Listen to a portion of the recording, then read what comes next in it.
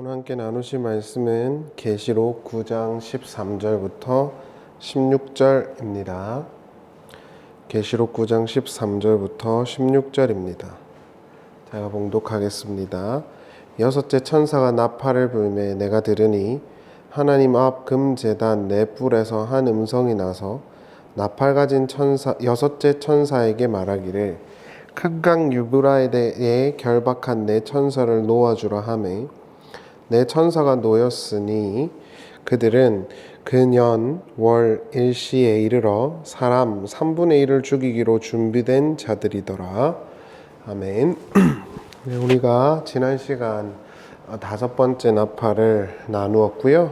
오늘은 6번째 나팔에 대해서 함께 나누어 보도록 하겠습니다. 지난번에도 제가 말씀드렸지만 계시록의 재앙 시리즈는 4.3 법칙을 갖고 있습니다. 4가지 재앙이 나오고 뒤에 3가지 재앙이 나오는 식의 구조인 거예요. 그래서 인을 뗐을 때도 첫 번째 인부터 4번째 인까지는 말이 나오는 거고, 이제 5번째 인부터 7번째 인은 또 다른 이야기가 나왔던 것처럼 나팔 재앙 같은 경우에도 4.3 법칙을 지키고 있어요. 그래서 우리가 지난번에 5번째를 했고요. 오늘은 6번째 나팔에 대해서 함께 나누어 보도록 하겠습니다.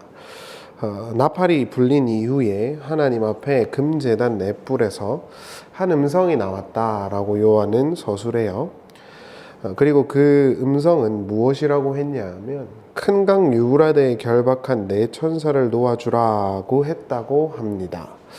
우리가 여기서 정리해야 하는 것은 왜 큰 강 유브라데인가 하는 것입니다. 요한계시록을 공부하면서 또 읽으시면서 반드시 기억해야 되는 게 하나 있습니다. 그것은 요한계시록은 묵시문학이라는 점이에요. 그러니까 문자 그대로 해석을 해갖고 끼워 맞추는 식은 어떤 요한계시록이 전하려는 바를 정확하게 이해할 수가 없습니다. 계시록은 구약에 나왔던 내용들을 신약에 하나님 나라와 복음이라는 관점에서 십자가와 예수 그리스도라는 관점에서 이렇게 조금 틀을 바꾸어서 오마조한 형태이기 때문에 구약의 표현과 특히 구약의 묵시문학이요. 그러한 것들을 잘 이해하고 그거를 가져와서 읽어야 되거든요.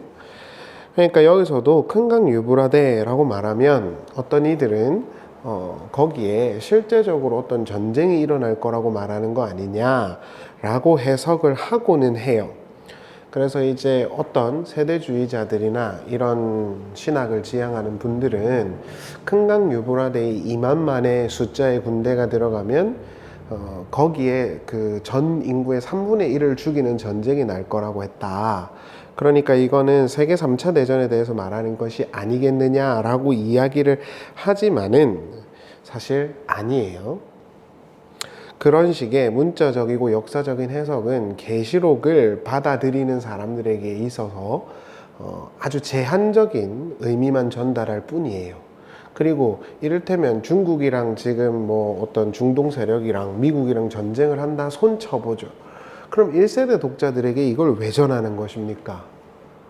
1세대 독자들에게 있어서는 중국이란 개념도 없고 미국이란 개념도 없는데 그런 이들에게 왜 이런 이야기를 썼겠느냐고요. 그러니까 그것은 계시록과 묵시문학이 가지고 있는 취지를 전혀 고려하지 않은 당대주의에 입각한 것입니다. 당대주의라 함은 지금 우리 세대가 짱이라는 거예요.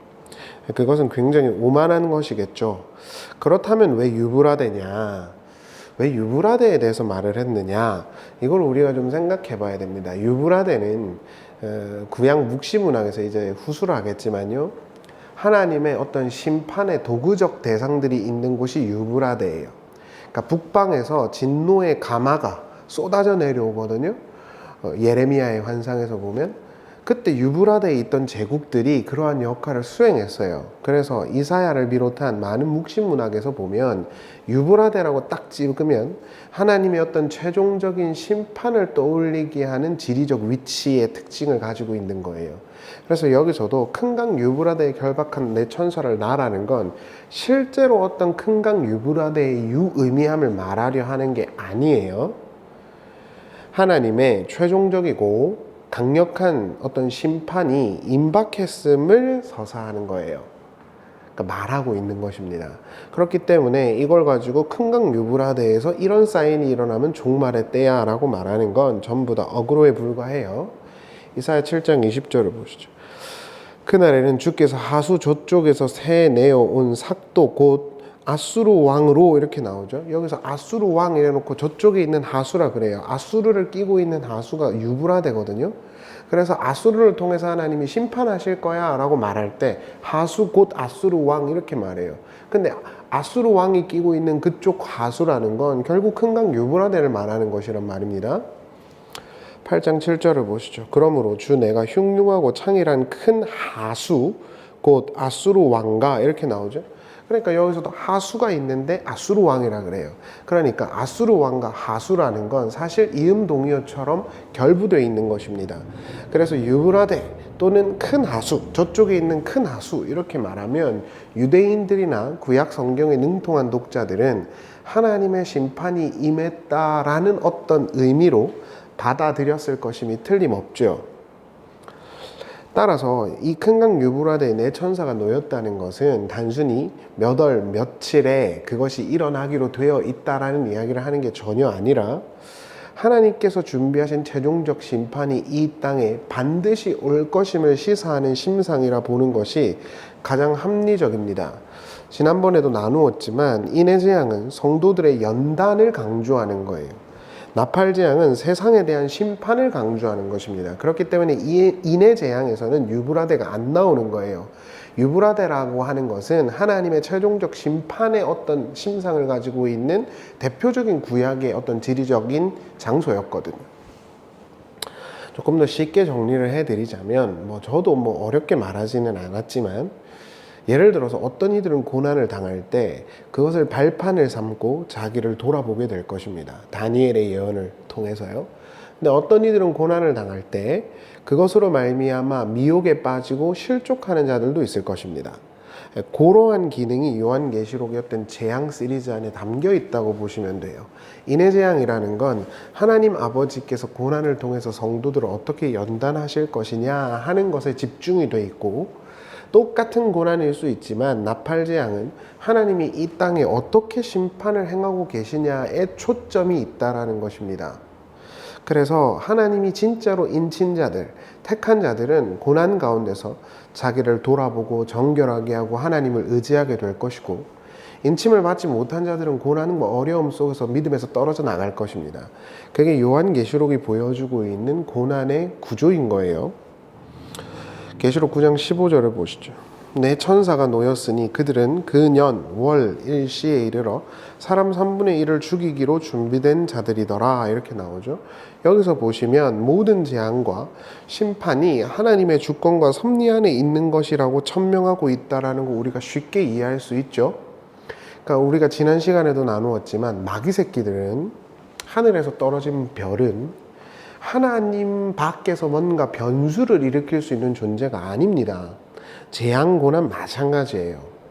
재앙과 고난도 하나님 아버지, 그리고 하나님의 주권과 섭리 속에서 모든 것이 다 하나님의 백성들을 위하여 훈련의 장으로서 하나님이 쓰시고 있는 것이라는 그 심상이 여기 그대로 들어와 있는 것이죠. 그래서 그 년, 월, 일시에 13분의 1이 죽어나갈 거야 이런 이야기를 하는데, 여기서 그럼 왜 몇 년, 몇 월, 며칠 이런 걸 안 썼겠습니까? 그런 걸 말하려는 게 아니에요. 그러니까 큰 강 유브라데에 몇 년, 몇 월, 며칠, 몇 시에 전쟁이 일어나면은 3차 세계대전이다 라는 것은 죄송하지만 얼토당토 않는 주장입니다. 제가 신학생 다닐 때부터 그렇게 말한 사람들이 많아요. 한 번도 이루어진 적이 없죠. 그리고 그 땅에서 일어난 전쟁이 세계사만 추려봐도 요한계시록 이후에 엄청 많을 텐데 왜 꼭 굳이 지금 이 시대라고 규정하죠? 그러니까 그런 모든 것들을 고려해 봤을 때 세계 3차 대전에 대한 내용이 전혀 아닙니다. 그걸 쫙 걷어놓고 보면 이 큰강 유브라데에서 풀려난 내천사가 말하려고 하는 본질적인 심상이 보이기 시작합니다. 세계 3차 대전이라는 걸 싹 걷어내버리면. 16절에 보시죠. 마병대의 수는 2만만이니 내가 그들의 수를 들었노라. 이것 때문에 이제 세대주의자들이 중국을 언급하는 거예요. 왜냐하면 2만만이라는 숫자가 엄청 클 것 같으니까 그런 거예요. 그러니까 엄청 큰 나라의 군대가 유브라데에 들어가면 하나님이 정하신 이 3차 대전이 결정될 것이다 라는 취지의 내용인데, 원래 이 만이라는 단어 자체가요, 히브리어나 헬라어나 이런 것들을 봤을 때 무수히 많은 수예요. 그러니까 2만만이면 2억 명이 아니겠느냐, 이런 식의 어떤 물리적인 수리적 계산은 요한계시록이 말하려는 바가 전혀 아니에요. 예를 들어서 여러분 이렇게 보시죠. 뭐 지구의 연도가 뭐 예를 들어서 엄청나게 이제 많다고 그러잖아요. 뭐 1억 년이다, 뭐 10억 년이다 이래 볼게요. 그러면 2025년이 지났으니까 10억 년, 1년 이렇게 되는 거예요? 아니잖아요. 그만큼 엄청난 오랜 시간이 지나갔다는 거예요. 그러니까 큰 수에 플렉시빌리티가 있다고요. 변동성이 있다고요. 그러니까 예를 들어서 14만 4천 명이다 이러면은, 그럼 한 명 더 들어가면 14만 4,001명이니까 이건 깨지는 거야. 이런 식의 논리로 요한계시록의 숫자가 쓰여지지를 않습니다. 그러니까 자꾸 아까도 전술했지만 당대주의 이런 거 버리셔야 돼요. 우리가 가지고 있는 수리적 개념으로 요한계시록을 읽고 우리가 가지고 있는 역사적인 배경으로 요한계시록을 읽어서 끼워 맞추기 시작하면 뭐 신머시기네, 하머시기네 이런 이단놈들이 판을 치는 거예요. 물론 그들이 주장하고 있는 그런 문자적인 내용도 헬라어로 놓고 보면 하나도 맞지 않지만요. 따라서 이 2만만이라는 건 굉장히 많은 수를 함의하고 있다라고 보시는 것이 맞겠죠. 굉장히 많은 수의 군대가 유프라테에 들어가서 전쟁이 일어나는 그림이 지금 있는 것입니다. 그러나 여기서 실제로 전쟁을 했는지, 누구와 전쟁을 했는지 이런 심상은 다 빠져 있죠. 그 이유가 있습니다. 여기서 등장하는 2만만의 군대가 유브라데에 들어간다는 심상 자체가 하나님의 최종적인 심판을 떠올리게 하는 기능을 하고 있기 때문에 이 2만만의 군대들이 어디서 와서 어떻게 싸우고 이런 서술이 하나도 없는 거예요.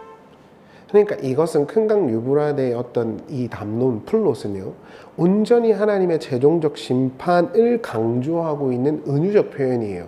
그리고 유대인들은 바벨론과 아수르에 의해서 멸망당했기 때문에 큰강 유브라데라는 이야기, 그 군대라는 이야기, 그런 것들을 들었을 때 충분히 이러한 이미지들을 다 받아들였을 것입니다. 하나의 사례를 설명드리죠. 다니엘 7장 10절입니다. 불이 강처럼 흘러 그의 앞에 나오며 그를 섬기는 자는 천천히요 그 앞에 모셔 선 자는 만만이며. 그럼 여기서 만만이라는 게 진짜 만 곱하기 만인 것입니까? 아니죠. 굉장히 많은 이들의 수가 하나님을 예배하고 있다라는 다니엘의 이야기인 거잖아요. 그러니까 이런 걸 통해 가지고 2만만이니까 2억 정도가 되는 군대가 유프라테로 들어간다. 이거는 논리적으로 전혀 맞지가 않아요. 그렇다고 한다면 이 유브라데와 군대, 그리고 그것으로 인한 심판이라는 이 심상이 묵시문학에서 언급이 된 적이 있는가? 네, 당연히 있습니다. 예레미야 46장을 보시죠.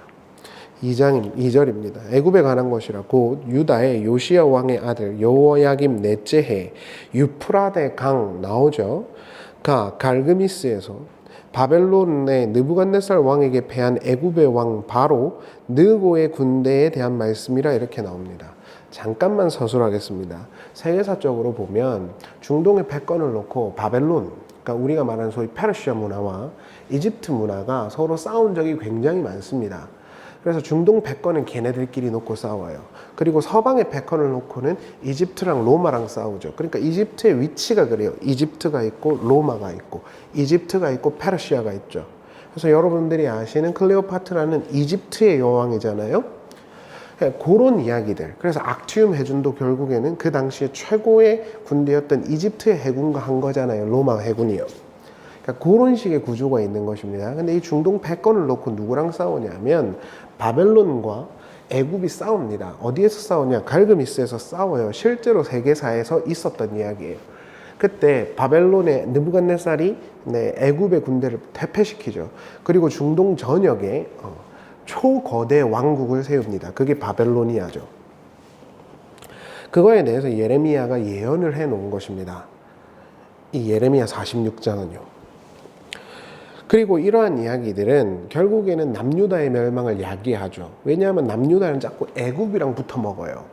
그러니까 이게 굉장히 정치적으로도 그때 당시에 세계사로 아주 중요한 건데, 이 남유다는 애굽과 가깝고 애굽이 그때 당시만 해도 엄청난 대국이었기 때문에 애굽에게 계속 손을 내밀어요. 그러니까 하나님이 이사야한테 뭐라 그러냐면 애굽에 대해서 의지하지 말라고 예언을 하거든요. 끊어내라 그래요. 근데 애굽한테 자꾸 이렇게 빌붙어요. 그러니까 바벨론 왕이 애굽을 퇴폐시키고 이스라엘에 와가지고 왕을 자꾸 바꿉니다. 그리고 데려가죠. 이게 포로기 역사잖아요. 그러한 이야기들이 다 갈그미스와 유프라테와 바벨론과 애굽의 이야기 속에 다 담겨져서 예레미야를 관통하고 있어요. 따라서 이러한 이야기들이 요한계시록의 유프라테라는 심상을 가져왔을 때 당연히 이렇게 딱 붙어서 이해되지 않겠습니까? 논리적으로. 그러니까 우리는 사실 이 유프라테에 풀려진 내 결박한 천사라는 이 이미지를 예레미야와 남유다의 어떤 패망과 결부하여 이해를 해야 하는 것이지, 지금 뭐 중국이 어떻고 미국이 어떻고 아무 의미 없는 거예요. 걔네가 어떻게 되든 멸망되든 별로 성경은 관심도 없어요. 성경은 하나님 나라와 성도들에 대한 이야기입니다. 미국이 멸망하든 잘되든 뭔 상관이 있어요. 무슨 걔네가 하나님 나라는 이런 게 무슨 논리가 있습니까? 그런 나라들이요? 그런 이야기 하지 않아요. 성경은 하나님 나라와 예수 그리스도와 성도에 관한 이야기입니다. 세상 나라에 관심 없어요. 46장 4절을 보시죠. 너희 기병이여 말에 안장을 지워 타며 투구를 쓰고 나서며 창을 갈며 갑옷을 입으라. 6절입니다. 발이 빠른 자도 도망하지 못하며 용사도 피하지 못하고 그들이 다 북쪽에서 유프라데 강가에서 넘어지며 엎드러지는도다. 10절이에요. 그날은 주 만군의 여호와께서 그의 대적에게 원수 갚는 보복의 일이라. 칼이 배부르게 삼키며 그들의 피를 넘치도록 마시리니 주 만군의 여호와께서 북쪽 유프라데 강가에서 희생제물을 받을 것이미로다. 이게 예레미야의 지금 전반적인 갈그미스에 대한 예언입니다. 그리고 여서사가 관통하고 있는 것이 있죠. 그건 뭐죠? 유프라데죠. 그리고 심판과 재앙인 것입니다.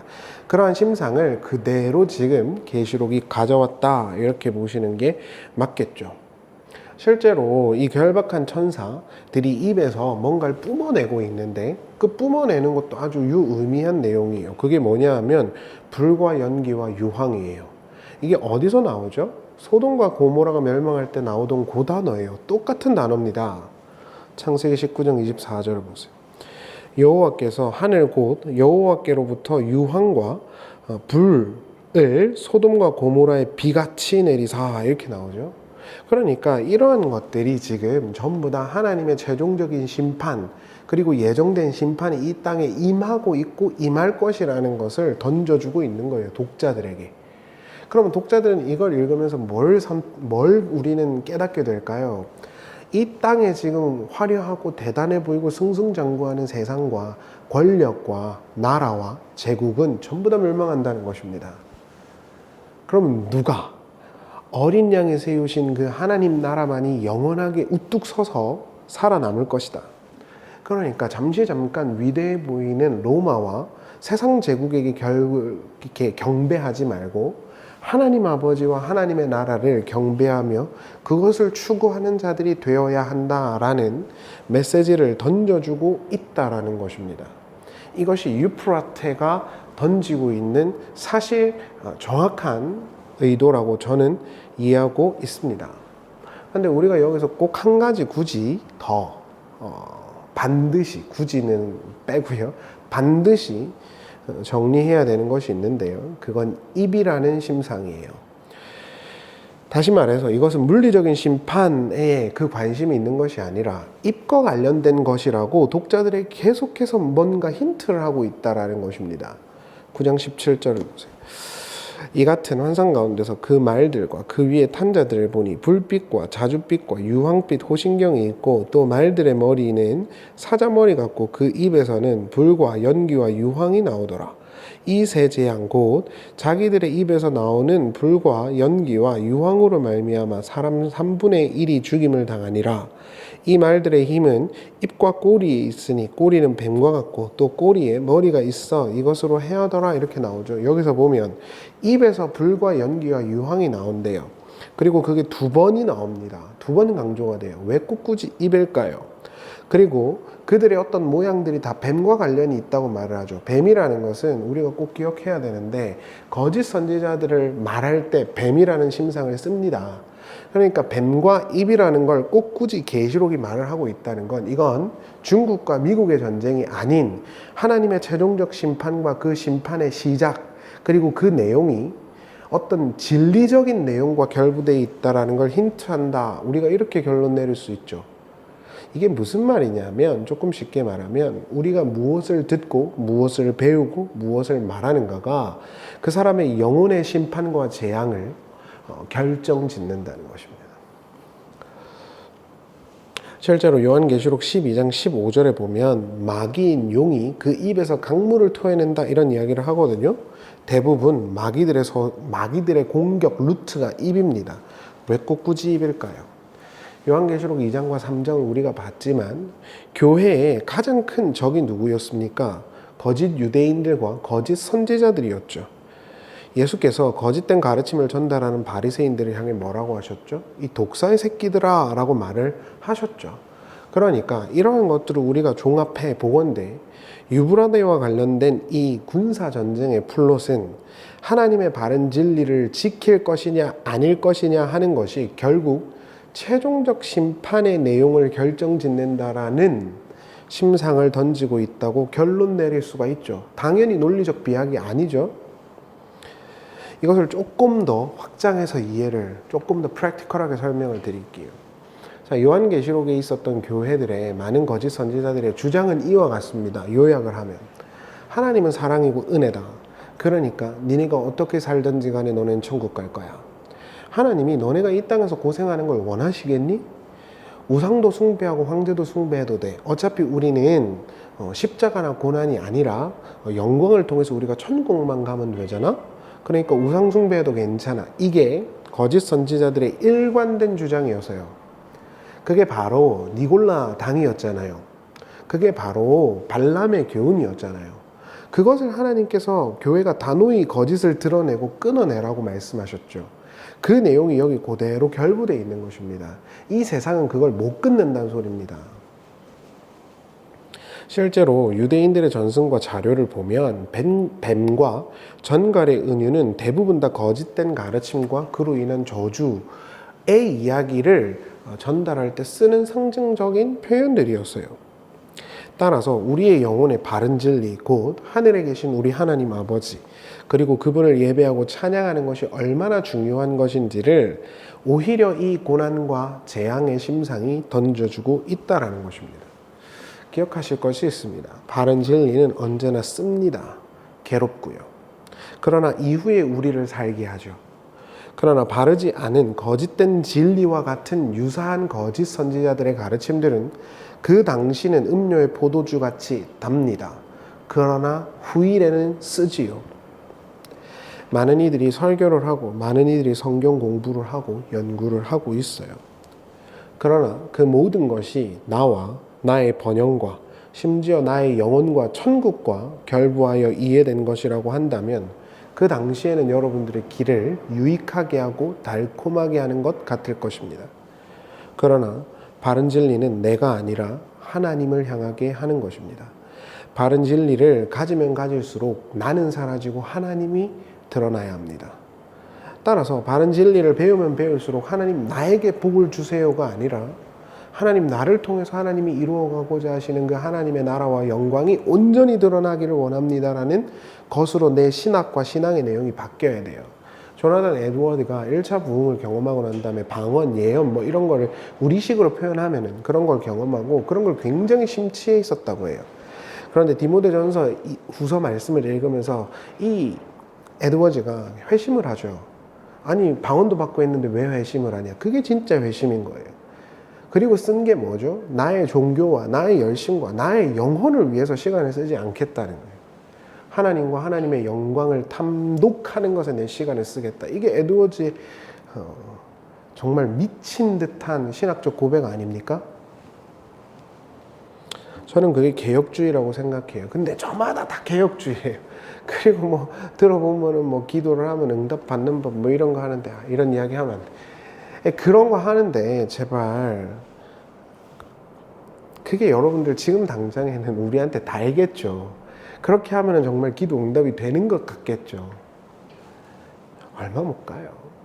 제 주변의 신학생들도 그렇고 뭐 선배들도 그렇고 후배들도 그렇고 예수 그리스도를 믿는다고 막 방언하고 날뛰던 애들도 그렇고 정말 이렇게 쫙 들여다보면 정말 그 바른 진리에 서서 어떤 상황이 오더라도 하나님을 믿고 고백하는 자들이 정말 없어요. 그러니까 당장에 겉보일 때 방언하고 예언하고 뭐 하나님을 통해서 복받고 이런 게 우리 귀를 아주 달콤하게 할 것 같죠. 그게 여러분을 죽입니다. 그게 우리의 영혼을 죽여요. 그러니까 자꾸 하신 김 목사님 말씀처럼 교회당에서 자꾸 목사들이 되지도 않는 책 읽고 또 되지도 않는 뭐 뉴스 읽고 그런 거 막 가르치고 그런 거 하면 안 된다고요. 정말 어떤 성경의 원의와 내용을 가르쳐야죠. 아, 예수님 믿으면 복 받아요. 행복해져요. 하나님 만나면 다 문제가 해결돼요. 정말 그렇습니까? 그런 예시를 하나라도 들고 와보세요. 예수님을 만나고 예수 그리스도의 복음을 알고 난 후에 그들이 상정하고 있는 행복을 취한 자들이 누가 있냐고요. 들고 와보시라고요. 한 명도 없어요. 그럼 거짓말 하는 거잖아요. 한 예를 들어 볼까요? 사도 바울이 예수를 다메섹 도상에서 만났습니다. 모든 문제가 해결됐습니까? 바울은 학자들에 따르면 대부분 예수 그리스도를 믿는 것 때문에 파혼당했을 거라고 이야기해요. 30세 이상의 바리새인들, 랍비들은 전부 다 결혼해야 되는데 바울이 지금 결혼한 이야기를 안 하죠. 아마 유대교 그 아주 전통에 따르면 바울이 족보에서도 추출됐을 것이고요. 쫓아다닐 때마다 고난당했어요. 유대인들이 쫓아와서 막 죄송합니다 이런 표현을 써서 지랄 발광을 해요.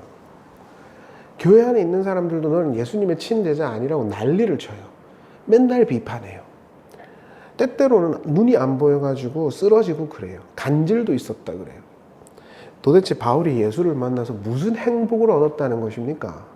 예수를 만나서 무슨 문제가 해결된다는 거예요. 교회당 오면 하나님 만나고 예수 만난대요. 그래서 어쩌자고요. 그러니까 그런 말도 안 되는 이야기들을 많은 이들이 그 뱀의 입처럼 쏟아내고 있죠. 강물처럼. 예수를 만나고 예수를 믿는다는 건 그런 식의 행복을 얻는다는 게 전혀 아닙니다. 바울의 표현을 좀 빌릴까요? 나는 모든 걸 잃은 것 같았지만 단 한 분이신 예수 그리스도라고 하는 영원한 진리를 얻었기 때문에 다 얻은 거야. 그게 기본적인 스탠스여야 돼요. 근데 플랜카드들 이런 거 보면 예수님을 만나면 하나님을 만나서 예배에 성공하면 행복합니다. 뭐 성공합니다. 이런 소리 하는데 다 말 같지 않은 소리입니다. 그럴 수 없어요. 그거는 성경이 말하는 복이 아닙니다. 성경은 우리에게 하나님 아버지를 얻는 것이 가장 큰 행복이라고 말을 하고 그것이 가장 큰 하나님의 복의 원천이라고 말합니다. 그리고 그걸 얻기 위해서 때로는 내가 너무 사랑하고 있는 어떤 세상적인 복에 관련된 걸 끊어내야 한다라고도 이야기를 하죠. 그런데 많은 이들은 그러한 어떤 성경의 원의에 성경의 복음에 별로 관심이 없지요. 왜냐하면 쓰거든요. 그럼 교회당 왜 다니냐? 야, 그렇게 힘들고 어려울 거면 교회당 왜 다니냐? 이렇게 되는 거예요. 그래서 여러분들이 꼭 기억하셔야 되는 게 있습니다. 포스트 모더니즘을 관통하고 있는 게 있어요. 그건 뭐죠? 현생주의입니다. 현재가 전부예요. 뒤에 거는요, 몰라요. 있든 없든 상관없어요. 지금이 전부예요. 그러니까 이 땅에 있는 게 전부인 거예요. 이 땅에서 잘 먹고 잘 사고 부자가 되고 오래 살고 이런 거예요. 영원한 생명과 영원한 하나님의 나라에 대한 관심이 전부 다 사라졌죠. 그게 이 시대를 짜놓은 마귀 새끼들의 틀입니다. 눈을 쫓아서 당장 보이는 것에 집중되고 매료되게 해버리는 거예요. 정리를 하자면 우리가 이해해야 하는 것은 이것입니다. 왜 유프라데의 심상을 가져왔는가? 왜 유프라데의 이러한 이야기들을 가져와서 요한은 꼭 굳이 입에서 어떤 재앙이 나왔다라고 이야기를 할까? 그들의 가르침이 곧 하나님의 심판을 야기한다는 걸 보여주는 거예요. 그러니까 귀에 파수꾼을 세우시고 저 사람이 가르치고 있는 내용이 정말 진리의 복음인가? 예수 그리스도가 가르쳤던 본질인가? 그런 걸 충분히 상고하셔야 당장에는 쓰더라도 그게 우리의 영혼을 살려요. 그러니까 이러한 이들이 말을 하고 가르쳤으니까 당연히 이 사람들이, 이걸 들은 사람들이 회개하겠습니까? 회개 안 하죠. 20절 보실래요? 이 재앙에 죽지 않고 남은 사람들은 손으로 행한 일을 회개하지 아니하고 오히려 여러 귀신과 또는 보거나 듣거나 다니거나 하지 못하는 금, 은, 동과 목석의 우상에게 절하고 또 그 살인과 복술과 음행과 도둑질을 회개하지 아니하더라. 당연히 회개 안 하죠. 왜요? 그들이 가르쳤던 내용이 결국 그런 것이거든요. 이 땅에서 잘 먹고 잘 사는 법, 이 땅에서 예수님 믿어서 기도 응답 받는 법, 하나님께 방언 받는 법, 뭐 되지도 않는, 말할 가치도 못 느끼는 그런 것들. 그러면 그런 이야기들을 듣고 내가 이 세속의 것을 내려놓고 영원한 하나님의 도성을 바라보면서 그 상급 바라보면서 가야지라는 결단이 나올 수 있겠냐고요. 그걸 듣고 있는데 예수님 믿고 이 땅에서 하나님께 헌금 잘하면 복 준다 이런 이야기들을 듣고 있는데 이 땅의 복을 강구하는 이들이 그 하늘의 복음을 듣고 어떻게 반응하겠어요? 여러분, 성경은 우리에게 그걸 말하고 있는 것입니다. 실제로 요한계시록 11장에 가면 두 증인이요, 죽고 십자가에 내걸렸다가 부활을 하거든요. 심상이 그렇게 나와요. 그때 많은 이들이 회개를 합니다. 왜 그때 회개했을까요? 십자가와 고난이 많은 이들로 하여금 영생에 오게 한다는 심상이 들어와 있는 거예요. 요한계시록의 핵심적인 선언, 믿음과 인내는 고난 가운데 있다.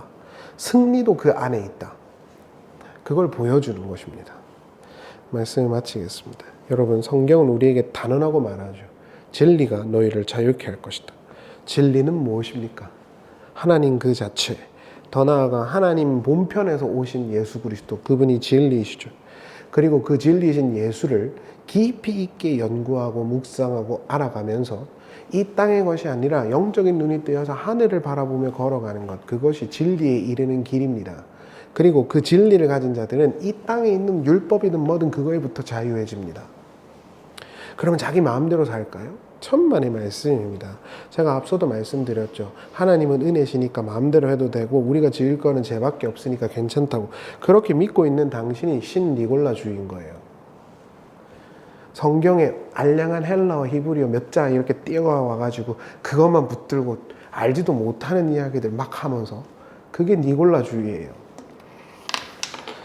그렇지 않아요. 여러분, 그 진리를 알고 하나님을 알면 더 하나님을 알고 싶고 하나님을 찬양하고 싶죠. 여러분, 이 땅에 많은 저주의 강물들이 흘러 넘치고 있습니다. 깨어서 바른 진리가 무엇인지 고민하시고, 정말 좋은 분들의 그 어떤 가르침들 많잖아요. 마틴 루터, 장 깔뱅, 물론 그들의 설교가 다 옳은 건 아니에요. 마틴 루터도 시대의 사람이고 깔뱅도 시대의 사람이에요. 그 시대가 보고 있는 걸 벗어날 수가 없어요. 그래서 깔뱅이나 루터의 설교를 보면 그들의 가르침이나 내용이 한계가 있습니다. 저도 마찬가지죠. 그리고 지금 이 시대에 정말 진리를 가르치는 이들도 시대의 존재이기 때문에 완벽할 수가 없어요. 그러나 본질은 같은 겁니다. 그 본질을 찾으시라고요. 그 본질은 무엇이죠? 존 파이퍼의 책의 제목을 빌려서 설명드릴까요? 하나님입니다. 따라서 하나님을 설교하고 하나님을 묵상하고 하나님을 연구하세요. 성경을 통해서 하나님을 통해서 뭘 얻으려고 하지 마시고 하나님 그분 그 자체, 그분에게 폭 빠져서 그 안으로 들어가기 위해서 성경을 연구하고 신앙생활을 하시란 말입니다. 그러면 그게 우리를 자유케 합니다. 그러나 그렇지 않고 자꾸 기복주의와 세속주의적인 어떤 이상한 가르침에 내 영혼을 맡기면 그게 큰 강 유브라데의 저주로 우리를 끌어가는 것입니다. 그렇기 때문에 성령께서 우리의 영혼을 안전하게 지키셔서 바른 진리 위에 있게 해 주셔야 되는 것입니다. 그러한 복과 은혜가 우리 안에 있기를 바랍니다. 기도하시겠습니다. 사랑하는 주님, 우리의 귀를 열어주셔서 바른 것을 듣게 해주시고, 우리의 입을 열어주셔서 바른 것을 말하게 해주시고, 우리의 눈을 열어 이 땅의 것이 아닌 영원한 것을 보게 해 주시옵소서. 거룩하신 예수님의 이름으로 기도합니다. 아멘.